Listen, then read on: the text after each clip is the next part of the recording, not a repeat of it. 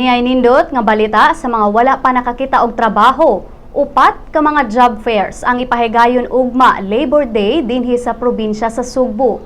Moabot sa 17,500 ka mga local ug overseas job vacancies ang mamahimo ninyong applyan sa mga job fairs nga ipahigayon sa Capitol Building, SM City Cebu Trade Hall, SM Consolacion ug sa Cebu City Sports Center. Sa mga buot mangitag trabaho, mato ni Dolly Central Visayas Director Chona Mantilla nga pag-andam lang mo sa inyong mga resumes ug mga identification photos.